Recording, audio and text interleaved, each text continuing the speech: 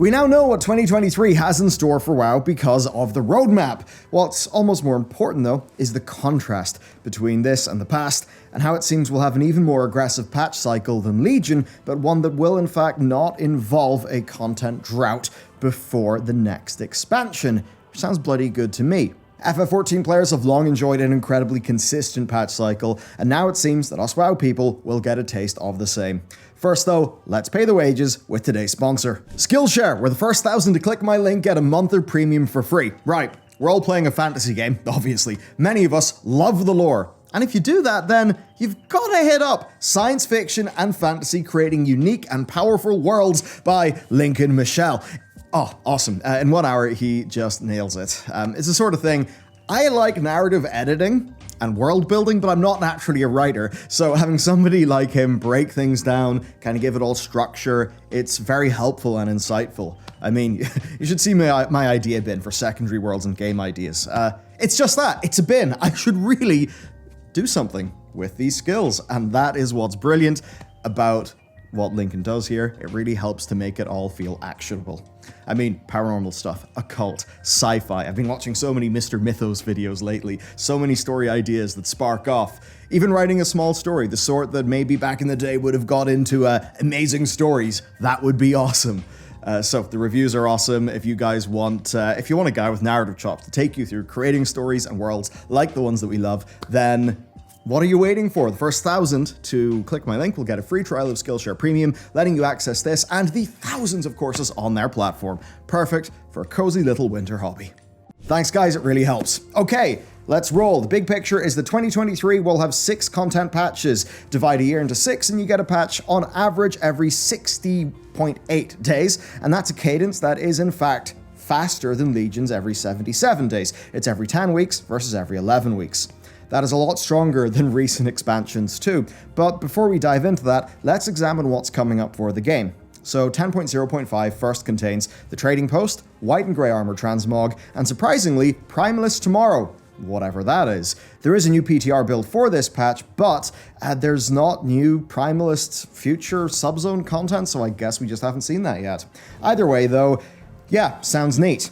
After that then, 10.0.7 will drop. It'll have the Return to the Forbidden Reach, Human and Orc Heritage Armor questlines, plus armor, and then holiday updates. And to me that's quite big. So first up, they've tied many mysteries to the Forbidden Reach.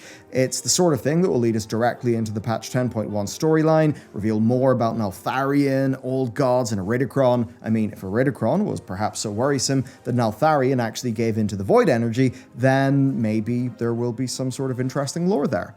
Gameplay-wise, the Forbidden Reach is going to be a max level, like outdoor gameplay zone, so that's also pretty neat to see. And VP Holly Longdale said that by the end of this storyline, it will be obvious where our next patch will be. And I do take that as them really wanting to ensure that the story is clear in-game, which I do like. Also, holiday updates are really important to me. These are just the sorts of things that stand to the game for years and years and years. So if they can slowly, as time goes on, actually fix those up, that's really good. I mean, literally multiple WoW wishlist videos that I've done in the past have contained that, and it's nice to see it's now seemingly a priority. Then 10.1 is our next big content patch. It does contain what you'd expect. Season 2, new Mythic Plus Dungeon Pool, new raid, new zone, UI improvements, and profession updates. So it's nice to see that they're not slacking on the UI updates. I should say as a side note, the 10.0.5 PTR data mining does suggest that we'll be getting editable XP bars, bags, and micro menu. So that is at least good. As for the profession updates, look, it's hard to know what that means because that could be just another rank of crafts, it could be an update to secondary professions, or even an archaeology rehaul. We just don't know yet. The second half of the year then looks much the same. We have 10.1.5 dropping in the summer with a mega dungeon, new world events, and then content and system updates. In interviews, they have alluded to archaeology being revamped and also a new Mage Tower-like feature coming in this expansion. And I think as we go through this roadmap, you can see that there are obviously loads of opportunities and spaces for content like that to be slotted in. 10.1.7 then looks similar enough too, dropping in the autumn with story and quest updates, another holiday refresh, so I would posit likely for Hallow's End through to at least Winter's Veil so that those feel up to date, And then, of course, more content and system updates, with finally patch 10.2 hitting in the winter with a new zone, new raid, new M+ dungeon pool, and additional content and features. Now, a new M+ dungeon pool, that's kind of interesting because the whole split between 4 new dungeons and 4 old dungeons for Season 1 and 2 has been to keep Dragonflight's seasons feeling new, with an entirely new dungeon pool. But by the time 10.2 comes out, all 8 original Dragonflight dungeons will have been used. Now, I know that, of course, the Mega Dungeon will be split into 2 for Mythic Plus, but what then, I guess? I mean, I don't know. Will the Mega Dungeon be so big it'll actually have room for 4 dungeons for M+? Who the hell knows, basically. Overall, though, I really do appreciate their commitment to just us not having to play the same 8 dungeons for 2 years straight. Okay, so this is all cool, but how about we put it on the calendar? Data mining suggests 10.0.5 will land before January 20th because it does have some Lunar Festival stuff in it. Now, if that's the case, then 10.0.7 would be March 28th, 10.1 would be June 13th, 10.1.5 August 22nd, 10.1.7 November 31st, and oh yeah, my method just broke, because if we were to space things out evenly every 61 days with a sort of linear extrapolation of those dates, then 10.2 would be in 2024, which is in fact not when it's released for. Now, that does suggest that these minor patches will be just a little bit more close together or something. We won't have exactly linear spacing of all 6 of these, patches. But what we can expect then is 6-month seasons, which will have 10.2 dropping around the same time in 2023 that Dragonflight launched in 2022, relatively speaking. Now, if you want to have some real fun, we gotta compare this to Shadowlands. It's not going to look good. Right. Shadowlands launched November 22nd. Patch 9.1 launched June 29th. A massive 220 odd days afterwards. Which is mad. Sure, 9.0.5 did exist. It added VP in for our dungeon gear upgrades, but content-wise it basically didn't have anything. Dragonflight then, if it has 6-month seasons, would have its equivalent patch 10.1 be around 40 days sooner, relatively speaking. But of course, more importantly, with 2 content patches in between, and ones that actually contain things to do, which is pretty crazy, and on top of a base expansion that is far more effective than Shadowlands. Patch 9.2 then released February 22nd, 2022, a lovely 238 days after 9.1. I mean, that's just crazy. Per Blizzard's roadmap, having 10.2 launching within 2023, they'd be like, what, 60 days faster, relatively speaking, than they were from the previous 0.1 to 0.2 gap, and that's while also shipping 2 content patches in between. Crazy. Now, 9.1.5 was, of course, a more substantial patch for the game, but that was mostly just fixing some fundamental problems that Shadowlands had.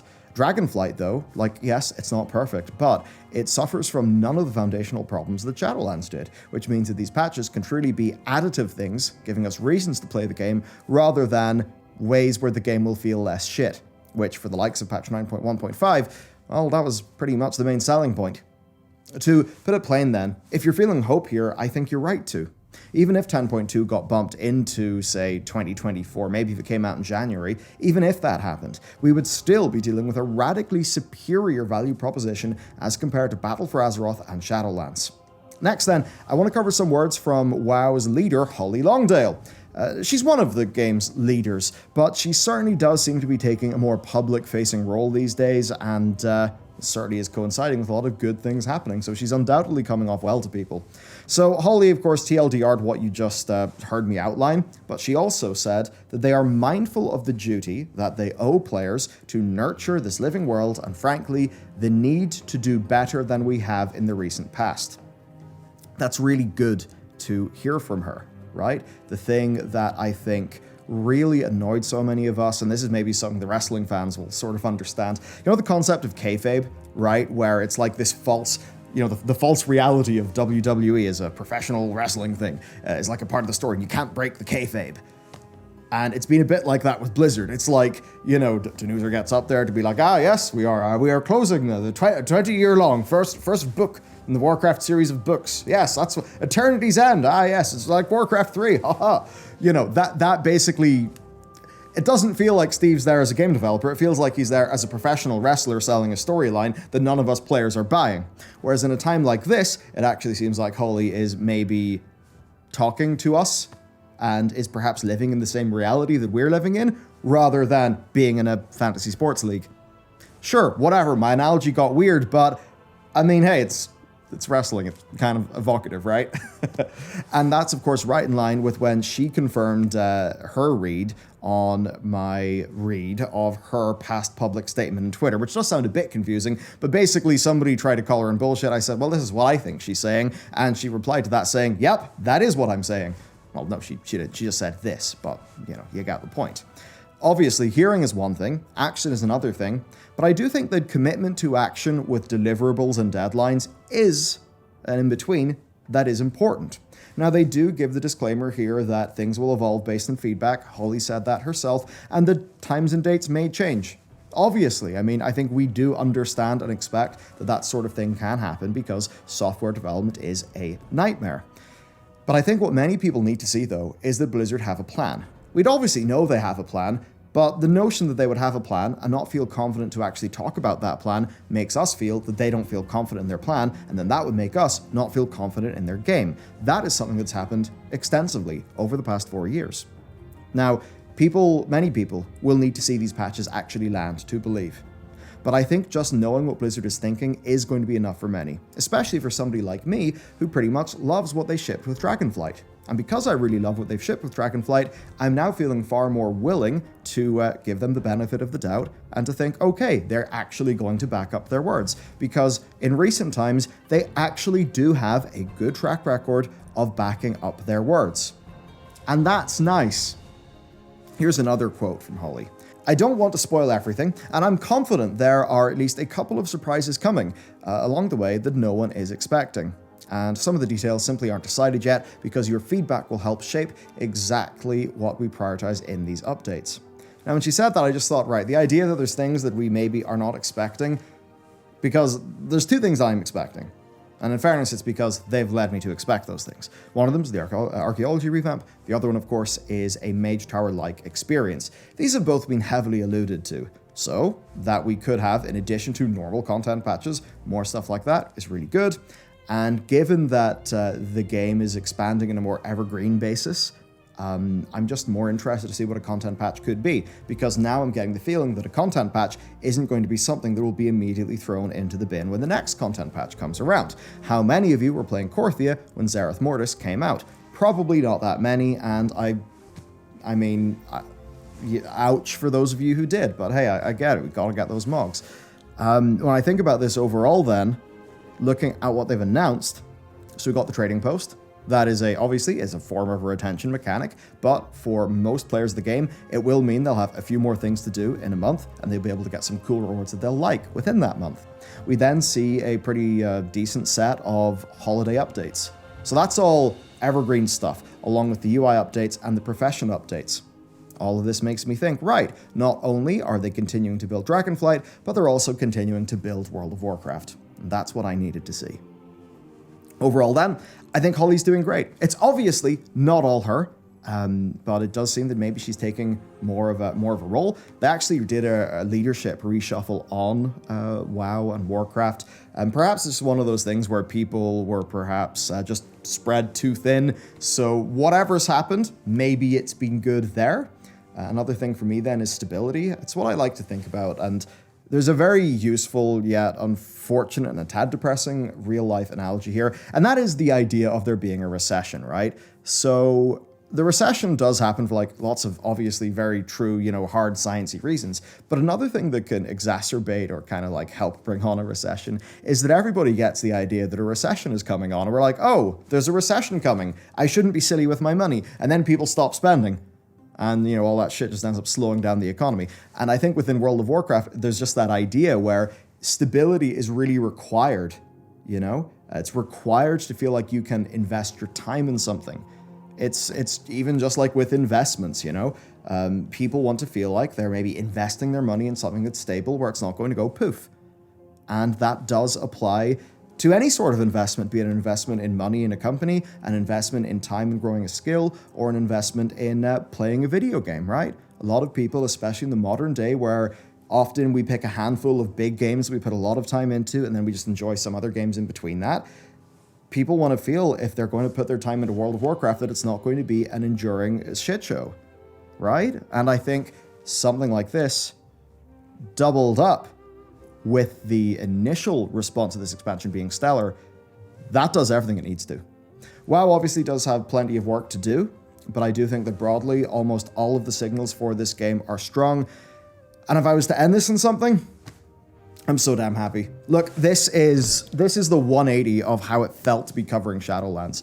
And it's a bit weird, right? Because I know a lot of people, it's almost, this is so cringy, I'm so sorry, but I'm going to lean into the cringe, right? The narrative of the Primal Incarnates is that they do have legitimate philosophical disagreements with our dragon people, but that Eridicron was just like, no, I disagree with you, but also, hey, this fighting's really cool. Actually, I'm not driven by my disagreements much anymore. I'm just driven by war! Oh my god, this is so embarrassing. But I think what happened, though, is over the last 4 years, a lot of us used to love World of Warcraft. You know, your love gets transmuted into something else, right? The idea, oh, I love the game, and that's why I'm criticizing it. I'm really pissed off that the game's like this. I still love Warcraft. I want it to be good. Why do they keep on making these silly decisions? And you would hope then that when the silly decisions stop being made and the good things start to happen, that you're like, okay, good. It feels like I love the game and I don't have to complain about it, all the time. And I feel like it's going to go in a good place. But I do feel like what kind of happened for a lot of people is that love for the game. And, initially really being like, oh, I love the game, I want it to be better, Azerite. I think that is now, and hey, we were all there. I think for a lot of people, though, that's turned into, calling the end of WoW and ripping them to shreds and, whatever, good faith or bad faith, just whatever. That's turned into a blood sport where that's the reason why people tune in and that's the thing that people get excited about, rather than a situation where I think for a lot of us, the fact is, we've always loved Warcraft. There's been times we've fallen out of love and we've been very angry at the game itself, but it's always been rooted in a very strong desire for it to come back and be strong so that we can have similar experiences to the ones we had when we were maybe a bit younger. And that's what I would say. I'm having a similar experience. I'm playing the game, not exactly how I used to play it. It fills a different role in my life, but it is a broadly analogous experience to when I was playing WoW and really having a fantastic time. And that makes me really happy. I've got what I want back. I think a lot of people are getting what they want back. And when we look at all the little quest lines, holiday updates, world content updates, things that seem to fall outside of M+ and Raid, that seems really nice for really a large number of people. So honestly, this flat out could save WoW. 6 patches in a year that are all content, instead of, 9.0.5, which barely counts, and 9.1.5, which is a, oh dear, we fucked up, we need to undo our fuck-ups patch. Yeah, that's night and day. I've always tried to call things as I see them. That's why I've torn them to shreds. I'm going to continue to call things as I see them, and when I do that right now, I'm saying that I see stuff that looks fantastic, and I think it's brilliant. That's how it is. I'm always going to try to stay real with you. So here's to, I suppose, World of Warcraft having a very successful, content-rich 2023. It makes me feel more excited for the future. And, broadly pretty damn happy. And also pretty happy that I can really spend a lot of time in the game, a lot of time in my character, and where I won't have to just, get burnt out with the game or be like, okay, this is fun for a month and I'll have nothing to do. Why do I even bother doing this when I could just play other games instead? So this is fantastic news. This is one of the things that they needed to save the game, and they're seemingly doing it. We'll have to see if they deliver and everything, but man, times are looking better. Let me know what you think. I'll see you next time.